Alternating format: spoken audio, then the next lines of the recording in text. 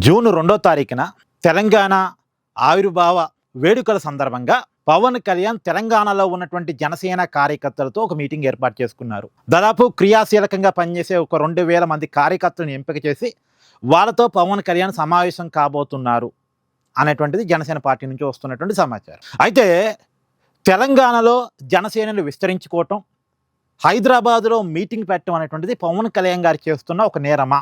ఎందుకంటే పవన్ కళ్యాణ్ గారు ఏదో తప్పు చేస్తున్నట్టుగా, పవన్ కళ్యాణ్ హైదరాబాద్లో మీటింగ్ పెట్టుకోవడానికి ఆయనకు హక్కు లేనట్టుగా కొంతమంది మాట్లాడే ప్రయత్నం చేస్తున్నారు. ఇప్పుడు నేను ఒకటి అడుగుతానండి. బీఆర్ఎస్ పార్టీ ఒకప్పుడు టీఆర్ఎస్ పార్టీ, తెలంగాణ రాష్ట్రం కోసం పుట్టినటువంటి పార్టీ, తెలంగాణ నినాదంతో పుట్టిన పార్టీ, ఒక రకంగా తెలంగాణ రాష్ట్రం కోసం ఆంధ్ర వ్యతిరేకతని గట్టిగా వినిపించిన పార్టీ. కేసీఆర్ గారు ఆంధ్రాని ఎన్ని మాటలు అన్నారు మీ అందరికీ తెలుసు కదా. సరే, అది ఉద్యమ కాలంలో ఆయన అన్నారు. అది తప్ప ఒప్ప ఇప్పుడు ఆ చర్చ మనకు అనవసరం. కానీ ఆ రోజుల్లో అన్నారు, తెలంగాణ ఉద్యమాన్ని ముందు తీసుకుపోయే క్రమంలో అన్నారు. సరే, ఏదేమైనా రాష్ట్రం విడిపోయింది, తెలంగాణ వచ్చింది, సాధించడంలో కేసీఆర్కి పాత్ర ఉంది, కాదనలేదు. అందుకనే టీఆర్ఎస్ పార్టీకి తెలంగాణ ప్రజలు 2014 అధికారం ఇచ్చారు, 2018లో సెకండ్ టైం కూడా అధికారం ఇచ్చారు.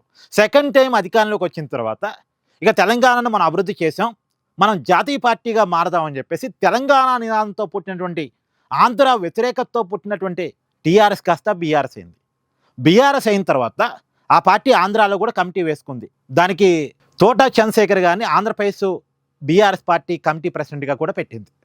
ఇది మీ అందరికీ తెలుసు కదా. సో ఆంధ్రాలో కూడా ఎన్నికల్లో పోటీ చేస్తామని చెప్పింది. ఆ మహారాష్ట్రలో కమిటీ వేసుకుంది, కర్ణాటకలో కమిటీ వేసుకుంది, మహారాష్ట్రలో అయితే లోకల్ బాడీ ఎన్నికల్లో పోటీ చేసింది. తెలంగాణలో అధికారం కోల్పోబట్టి మిగతా రాష్ట్రాల్లో తర్వాత కాలంలో ఆ పార్టీని విస్తరించలేదు. కానీ నిజానికి ఆంధ్ర ఎన్నికల్లో కూడా పోటీ చేద్దామని ఆలోచన ఆ రోజుల్లో బీఆర్ఎస్ పార్టీకి ఉంది. ఆంధ్రాలో కమిటీ కూడా వేసుకున్నారు.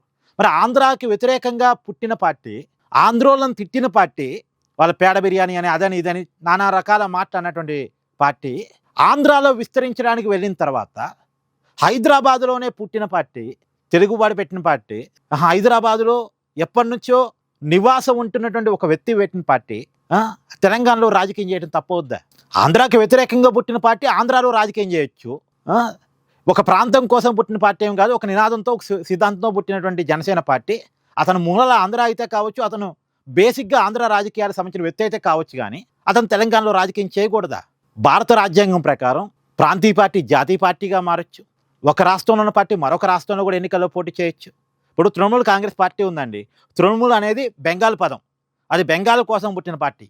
కానీ తర్వాత కాలంలో ఆ బెంగాల్ చుట్టూ ఉన్న రాష్ట్రాల్లో కూడా టీఎంసీ పోటీ చేసింది. తృణమూల్ కాంగ్రెస్ పార్టీ పోటీ చేయొచ్చు. ఇప్పుడు ఎగ్జాంపుల్ టీవీకే విజయ్ పెట్టాడు. టీ అంటే తమిళనాడు ప్రజల కోసం పెట్టిన పార్టీ. కానీ ఇప్పుడు కేరళలో కూడా ఆ పార్టీని విస్తరిస్తున్నాడు. కేరళలో కూడా టీవీకే పార్టీ కమిటీ వేశాడు. అలా ఎవరైనా తన పార్టీని విస్తరించుకోవచ్చు, మిగతా రాష్ట్రాల్లో రాజకీయం చేయొచ్చు.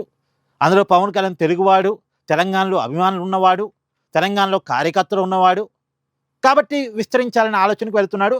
నిజానికి విస్తరించాలనే ఆలోచన ఇవ్వాలేం కాదు. పోయినసారి 2023 తెలంగాణ అసెంబ్లీ ఎన్నికలు కూడా జనసేన పార్టీ పోటీ చేసింది. సంపత్ నాయక్ లాంటి లీడర్స్ జనసేన పార్టీకి ఉన్నారు. కాకపోతే ఓటు ఎన్ని వస్తాయి, సీట్ ఎన్ని వస్తాయి, అది ప్రజల ఇష్టం.